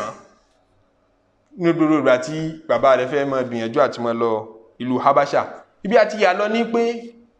wọ́n fẹ́ lé Ànábì sallallahu alaihi wasallam jáde. Ànábì náà fẹ́ jáde lójú ọlọ Taif ọlọ bí wọ́n pè ń jẹ́ lè gbà mí. Yìí ní kẹ́ ṣẹ̀sìn mi dandan o àmọ́ kí n mọ́ ẹgbẹ́ nù lú yín tára Mọ́kà bá fẹ́ kógun jà mí kẹ́ defend mi kẹ́ protect mi kí n kàn wà lálàáfíà kí n mọ́ ẹjọ́ mọ́ ìlú yìí ibẹ̀ ní ti fúnlẹ̀ wọ́n ti fúnlẹ̀ mọ́ mi ń bẹ̀. Ara Taif láwọn ọ̀gbá Ọlọ́run wá ní àdúrà ní kó máa ṣe qur rabbi adkhilni mudkhala sidqin máa ṣe ládùúà wípé Olúwa mú mi wọ bí tó dáa jù mú mi wọ àyè òdodo tí ń ti ródodo yìí tí ń ti fi lọ́lẹ̀ wa kharijni mukhraja sidqin waj'al min ladunka sultanan nasira wa adkhilni wa akhrijni mukhraja sidqin ìmújáde tó mú mi jáde náà ìmújáde òdodo ìmújáde ìrọ̀rùn yẹn ni pé gbémi dé orí ilẹ̀ tó dáa jù sì mú mi jáde lọ́nà tó dáa jù. Ibi tí ń lọ ló fi ṣáájú ọ̀rọ̀ before bí ó ti jáde. Ẹ wo hikma, ẹ wo làákàyè, ẹ wo wisdom. Mú mi ẹ wo bá dùn àwọn ti tẹ̀lé tòtò tẹ̀léra wọn. Tẹ́mi ó bá ṣàdúrà tí wọ́n bá ṣe báwa tí mọ́tò ní pé Ọlọ́run mo fẹ́ jáde Nàìjíríà yìí. Anywhere mo rẹ́dí àti lọ. Kò ní mọ ibi tó ń lọ tí ó fi lọ kó sínú. Ó bínú láti rí frying pan. Yóò wá kọlù iná gidi. Yóò bínú lọ Libya. Ó bínú lọ bìkan ní Europe. Ó bínú lọ bìkan Dubai. Yóò padà bá rẹ̀ lọ́mọ ọ̀dọ̀.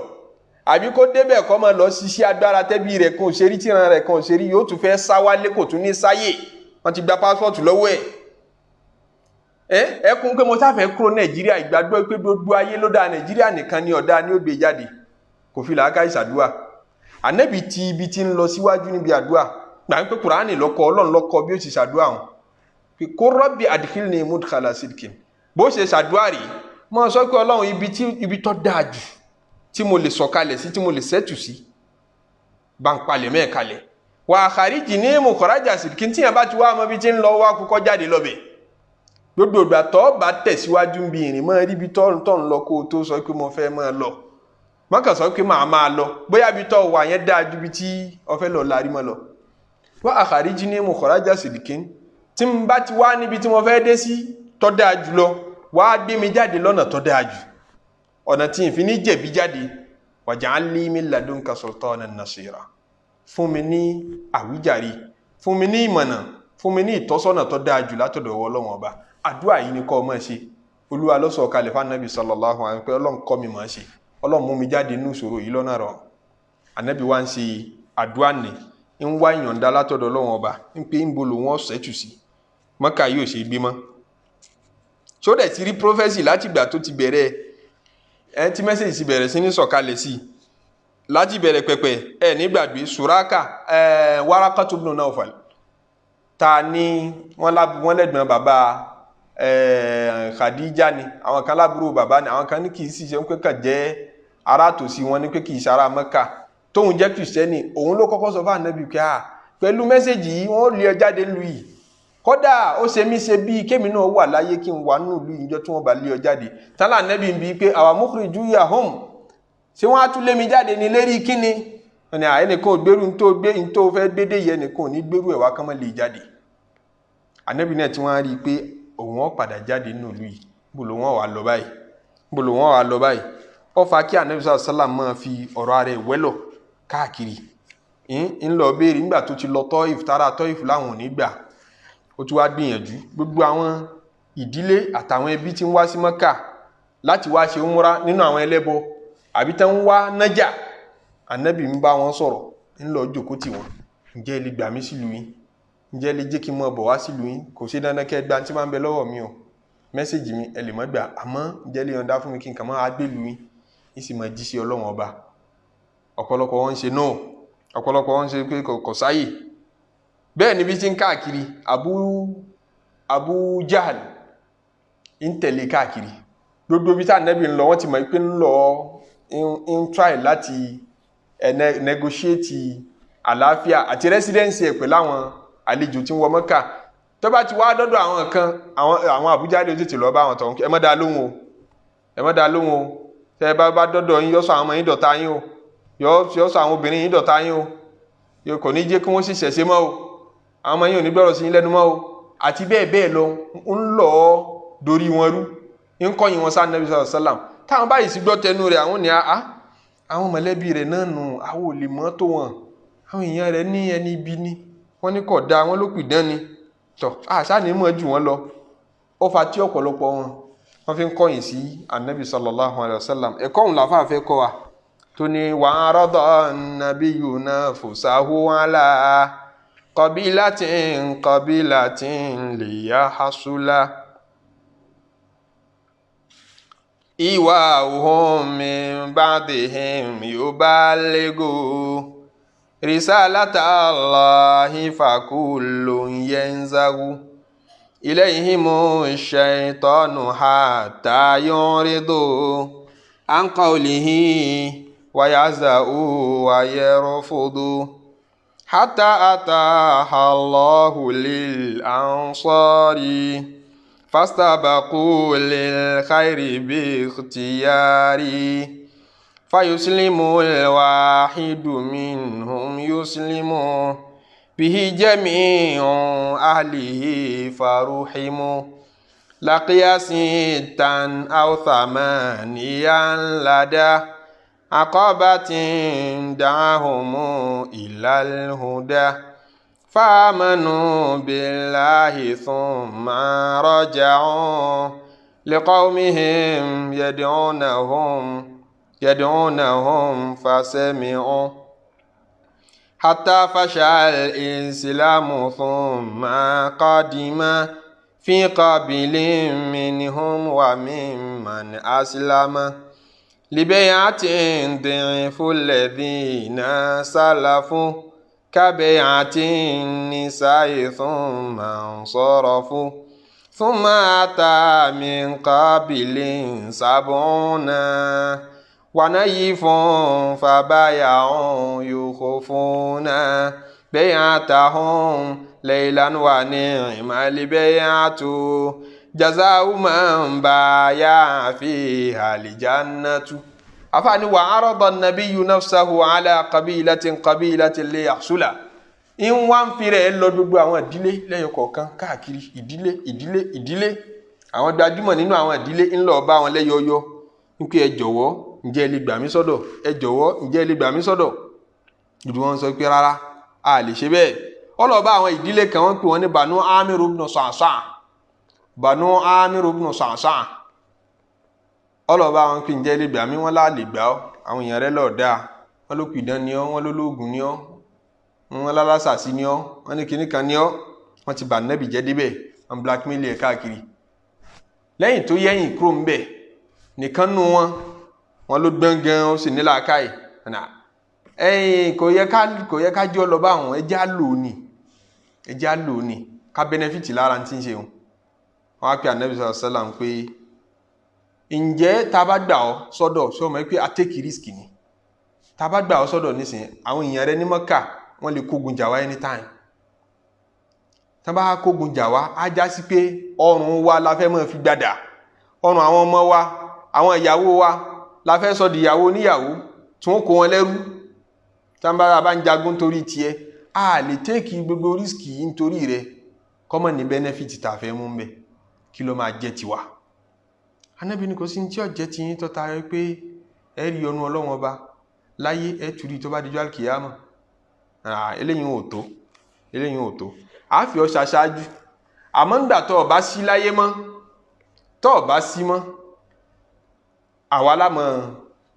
lámọ̀ rànù ẹ̀sìn yìí lọ àwa lá take leadership lájogún ipò rẹ̀ nígbà tó bá sí mọ́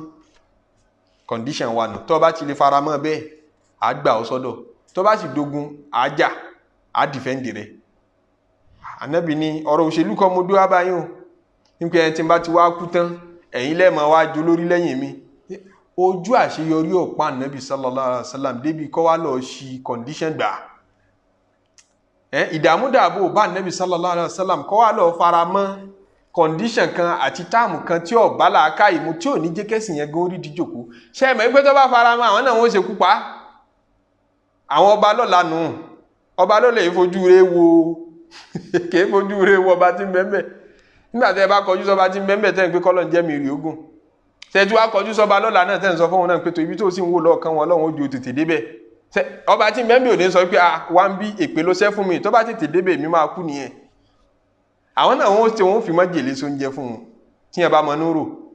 Ànábì ò jẹ́ kí ìpọ́njú àti ìdààmú condition tó wà Mọ́kà yẹ̀yẹ́ tí wọ́n fi ń ṣe ìdààmúdàbò tí ń bá àwọn mùsùlùmí àwọn tán ń pa kọ́ wá ti torí ẹ̀ lọ́ọ́ tọrùn bọ́ bí tí ọ̀dà àdúrà tá a lọ́lọ́ ní ọmọ ẹ̀ṣẹ̀ lẹ́ẹ̀kan nù gbé mi jáde Mọ́kà àmọ́ bí tí ń bá dájú kọ́kọ́ jẹ́bi tó lóore kí n mọ́ tinú poverty bọ́ sínú poverty tó tún jù lọ kọ́mọ́ yẹ sí pé mo tún ṣẹ̀ṣẹ̀ bẹ̀rẹ̀ ẹ̀yà mo ṣẹ̀ bẹ̀rẹ̀ wàhálà. Ànábì sallam ní condition yìí ọ̀dà nípe tí n bá kú tán òtẹ́ tí ọba sí mímọ́ ẹ̀yin lẹ́mọ̀ wá lídìí ẹ̀sìn. Ànábì kò forí rawọ́ fún wọn kò sì bá wọn ṣe mùjámọ́là tí ó jẹ́ kí mẹ́sẹ̀jì rí ó dojúrú. Àwọn náà nítọ̀ ọba ti lè gbà mọ́ lọ torí ọ̀run tó ń sọ yìí ó kọ̀ tẹ́ wa lọ́rùn a fẹ́ bẹ́nẹ́fìtì ayé. Ànábì tún lọ bá àwọn ìdílé kan wọ́n ń pè wọ́n ní Banu Bakr ibn Wa'il ń pé mo fẹ́ mọ̀ bọ̀ wá sọ́dọ̀ yín ṣe lè gbà mí yìí mú yín ti pa o ó sọ bẹ́ẹ̀ pé la akrahu ahadan minkum ala shay yìí ní kẹ́ gba ẹ̀sìn mi anybody nínú yín man radiya minkum billadhi ad'u ilayhi fadhalik ẹni tẹ́sìn mi bá tẹ́ lọ́rùn ìpèpè mi bá tẹ́ lọ́rùn tó bá fẹ́ gbà no problem. Innama uridu an tahrizuni ní tí mo kàn fẹ́ ní pé mo fẹ́ kẹ́ ṣùgbà mi mo fẹ́ kẹ́ protect mi àwọn èèyàn fi àjẹ mi fima yuradu li min al-qatl wọ́n fẹ́ pa mí nílùú ìlú tí mo wà yìí hatta uballigha risalata rabbi mo kàn fẹ́ bí tí mo mi lókè mi lọlẹ̀ tí ń já láàyè tí ń dẹ̀ mọ́ jíṣẹ́ Ọlọ́run ọba dandan kọ́ ni kẹ́ gbà wa hatta yaqdi Allahu li títí tọ́lọ́run dẹ̀ fi dájọ́ ọ̀rọ̀ mi in tí ó bá padà jẹ́ solution sọ̀rọ̀ mi waliman sahibani bima sha àtàwọn tó bá tẹ̀lé mi tán bá gba Islam Ànábì tí ń jà fún náà ni survivor no bí jihad o ẹjẹ́ survive ẹ mọ́ pa wá mọ́ ẹ mọ́ ṣe wá léṣe mọ́ tí ń jẹ́ jihad Islam náà kìí ṣe ń pa ń lọ fọ́ọ̀sì ẹnìkan pé ṣẹ̀sìn ti pa jihad ni pé ẹ bá fún yẹn lọ́rùn tán sún ọkàn gírí nígbà tó bá níbi tó fẹ́ sáwọ̀ nínú ògiri mọ́ ọ padà kọjú sáwọn tán lé ọbọ̀ pé ṣe fẹ́ pa mí ni in ti ń jẹ́ jihad ẹ jẹ́ àṣẹ ti wà àmú yín ti pa nígbà tẹ́sì wá kọjú sí àwa mùsùlùmí Ànábì náà sálàm tọ́lọ̀ padà yọ̀ǹda fún pé ẹ̀yin náà kọjú sí wọn padà ó padà wá jẹ́ sí pé ìsìláàmù ní lékè ó padà wá jẹ́ sí pé ìsìláàmù ní borí ó padà wá jẹ́ sí pé ìṣọ̀tá tó ń bá ìsìláàmù sọ̀tá ẹ̀ ní jẹ́ kí ìsìláàmù ọmọ spread nítorí tá bá ti gbógun ti ìsìláàmù Ànábì náà bá ti kọjú ogun sí wọn ìsìláàmù ó kárí gbogbo lóhùn lẹ́ẹ̀kan náà bí ìsìláàmù ṣe spread nù yẹ́sì pé ń bí ìlọ́ta láti nàró ń bí ìlọ́ta láti ń gòkè bàbá ṣe ń lọ́ta sí àwa mùsùlùmí ni ẹ̀sìn wa máa ń ṣàyìn sí bàbá ti ń blackmail ẹ̀ sí làá máa ń lókìkí sí lẹ̀sìn wa máa ń dá sí. Ọ̀rẹ́ mi kan mo bá pàdé ní Malaysia ọmọ South Korea ni wọ́n á béèrè pé bóò ló ṣe gba Islam ìṣẹ̀lẹ̀ 11 September lòun fi gba Islam 11 September tó blackmail Islam jù lágbàáyé lénìí ní century wa yìí ó ní ìṣẹ̀lẹ̀ yẹn lòun fi gba Islam pé ìgbà tí ìṣẹ̀lẹ̀ yẹn ṣẹlẹ̀ ìṣẹ̀lẹ̀ Bin Laden lòun kẹ́ ẹ̀sìn wo ní irú ẹ̀sìn rádáadáa ó ní bọ́ǹbù àwọn èèyàn káàkiri ń pààyàn òun wá bẹ̀rẹ̀ sí ní mọ́ search online òun ẹnìkan kan preach Islam fóun òun bẹ̀rẹ̀ sí ní mọ́ search online pé ẹ̀sìn wo gan lẹ̀sìn kìrìsìtẹ́nì ní tẹ́lẹ̀ tó dẹ̀ lóye nínú church ibi tóun ti wá ń kà nípa ìyẹn ṣàgbọ́dọ̀ mọ́ ti ń lọ láyé ẹ̀sìn wo tuntun wo ló délé ayé tí wọ́n ṣà ń bọ́ǹbù àwọn èèyàn pa àwọn èèyàn káàkiri lòun wá ṣẹ̀ṣẹ̀ wá rí ẹwà Islam fún rárá àwọn níbi àwọn findings òun lòun fi choose láti di mùsùlùmí Sa'id ló kọ rẹ̀ so bí Islam bá ṣe ń lọ́ta sí ẹ má jà banújẹ́ ní ó mọ̀ ṣáìnsì torí ìṣọ̀tá rẹ̀ láti pìlẹ̀ ìrìn àjò Islam bọ́n bá ti ń bá ṣọ̀tá ní mọ̀ ṣáìnsì tán bá ti gbógun tà nẹ́bì tó bá ti ní ó yá ẹ lọ dìfẹ́ǹdì gbogbo mùsùlùmí tán ń pa nílùú lábàtú borí mbẹ̀ ní Islam ọba tún káàkiri gbogbo eré àwọn bí Islam ṣe dókè nù àwọn náà láwọn ò lè gbà nẹ́bì sallallahu alaihi wasallam àwọn Banu Bakr ibn Wa'il wọ́n ní reason táwọn fi lè gbà ọ́ ni pé tá a bá gbà ọ́ lóòótọ́ apọ̀ a lè dìfẹ́ǹdì rẹ̀ àmọ́ bí táwa ń gbé ó súnmọ́ ilẹ̀ àwọn Persians ó súnmọ́ Iraq bí tá à ń gbé tá a ti wá alágbára làwọn Iraq àwọn tí ń darí ayé ńgbà náà nù àwọn Persians ni wọ́n wà ń bẹ̀ alágbára ni wọ́n àwa náà ń fi agbára wọn mí ni tó bá wá gbẹ́sìn yìí débẹ̀ tí wọ́n bá fẹ́ hàn ọ́ lè mọ̀ a ní fẹ́ kọ́ ẹ́sìpá ti ṣàdéhùn fún ọkà tó wá dalẹ̀ àdéhùn so tiẹ̀ yìí ọjọ́ tí wọ́n iná làwọn ń sìn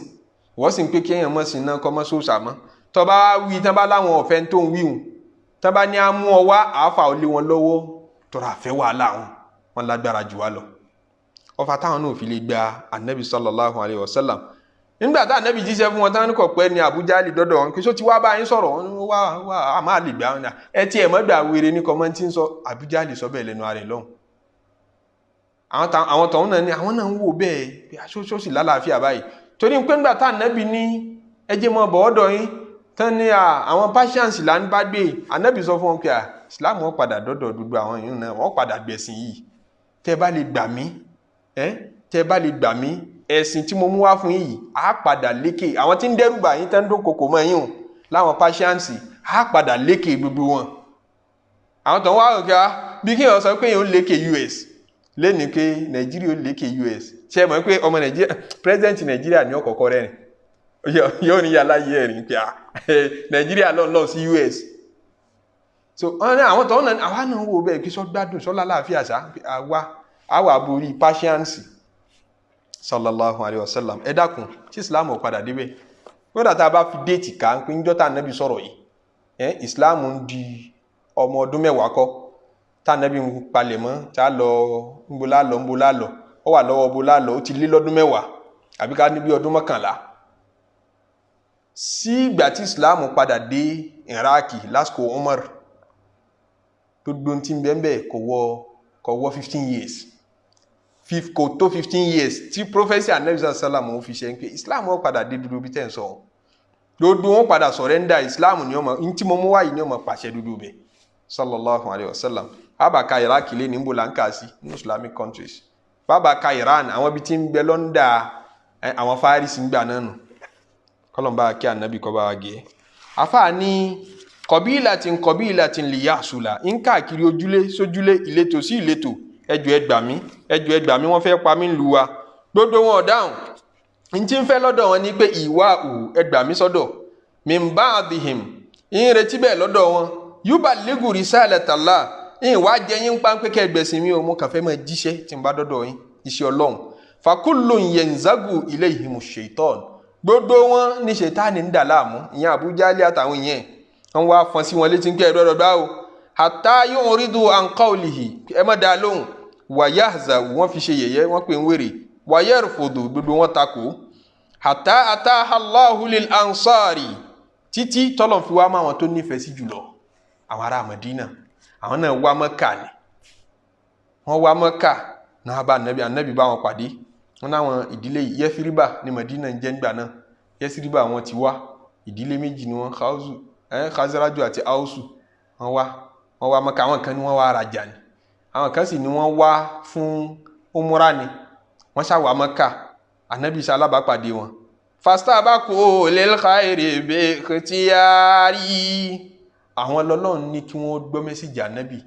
nígbà tí wọ́n gbọ́ ọkàn wọn ṣí payá sí bàtà àti kọ́ wọn lélérí rẹ̀ istabaku lil khairi wọ́n wá ń alápá ń tètè ni wọ́n fi ń gba orí Ànábì bi ikhtiyari wọ́n sì mú wọn ti pa fayuslimu alwahidu minhum yuslimu bihi jami'un wa ahlihi faruhimu wọ́n á gba ìsìláàmù lọ́pọ̀npọ̀n tí kan nínú wọn bá ti gba ìsìláàmù tó bá ti dé Mádínà padà gbogbo ẹbí rẹ̀ ó gbà látọ̀dọ̀ rẹ̀ àfi bí gbà pé ilé ọlọ́rọ̀ àti tọ́jú fún Ànábì sallallahu alaihi wasallam kò láàgùn tó fi ṣe wá sí fún wọn kò fìtínà lẹ́kítọ̀ ẹyọ kan náà ni yóò wúlò nígbà míì ẹgbẹ̀rún lecture ní wúlò fọ́kàn míì bí tẹ́ ti mọ̀ dó lóríire àti olórí ibú yín yàtọ̀ síra wọn náà olóríire díẹ̀ náà ni wáàsí tẹ́ ṣe fún tí ó fi tají olórí ibú bẹ́ẹ̀ pẹ́gbẹ̀rún wáàsí ẹgbẹ́gbẹ̀rún náà sì kalẹ̀ kò ní ṣe láǹfà yóò tún jẹ́ àyíyàn kúrò ńbẹ̀ ni ọkàn rẹ̀ ọmọ lé sí ni ará Mádínà gbọ́ ọ̀rọ̀ tó ń jíta Ànábì sallallahu ń bá wọn sọ ọba làákà ìmúlétí wọn ó jọra wọn kò yẹ ká mọ sin òòṣà kò yẹ ká mọ fún àwọn tí wọ́n ń gbọ́ lọ́dọ̀ àwọn kìrìsìtẹ́nì táwọn ń bá àwọn Júù sọ́rí tẹ́ ń bá gbé ní Mádínà nípa Olúwo gbà Ànábì kan dìde Olúwo gbà Ànábì kan dìde wọ́n ti ń gbọ́ ti pẹ́ bẹ́ẹ̀ nígbà tí wọ́n ti ń retí ìrètí ti wà pé òjíṣẹ́ kan máa padà wá nígbà tá Ànábì sì bá wọn sọ̀rọ̀ wọ́n tètè gbọ́ àwọn 6 làwọn tá Ànábì kọ́kọ́ bá pàdé nínú ará Mádínà àkọ́kọ́ wọn ni S.A.W ibn Zurara ẹlẹ́ẹ̀kejì Awf ibn al-Harith ẹlẹ́ẹ̀kẹta Rafi' ibn Malik ẹlẹ́ẹ̀kẹrin Qutbah ibn Amir ẹlẹ́ẹ̀karùn Uqbah ibn Amir ẹlẹ́ẹ̀kẹfà Jabir ibn Abdillah àwọn kan sì ní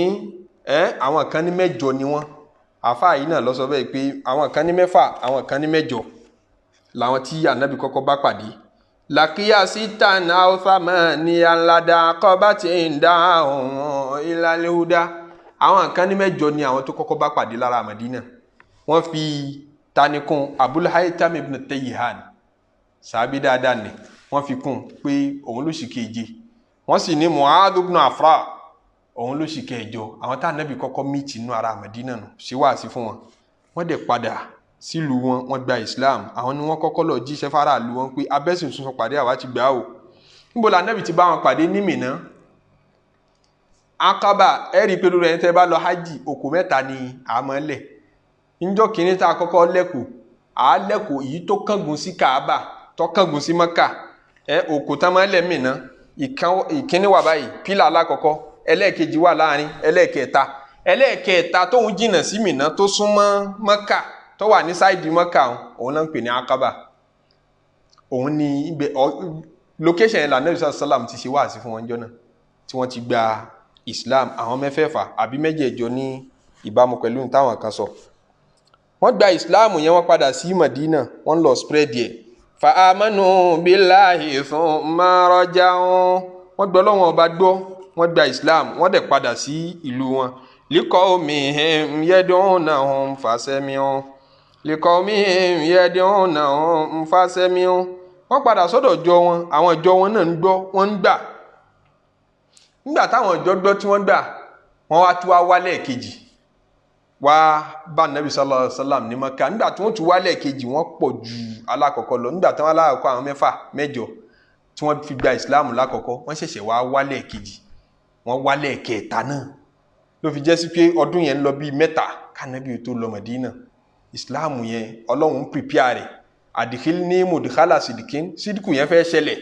gbémi wọ́bí tọ́ dáa jù Olúwa wa ń prepare Islam pé kò ní jẹ́ sí pé tá Ànábì bá dé lẹ́ni kíní ọ̀ṣẹ̀ṣẹ̀ máa gbà Islam lẹ́ni kejì ọmọ ẹgbàá tẹ̀lé Islam ti ń spread lọ ní Mádínà Ànábì sì wà ní Mẹ́kà kò tí ì jáde sallallahu alaihi wasallam wọ́n wá lọ́dún tó tẹ̀lé wọ́n tún wá bá gbé àdéhùn àwọn tó wá lọ́dún tó tẹ̀lé tún pọ̀ ju àwọn alákọ̀ọ́kọ́ lọ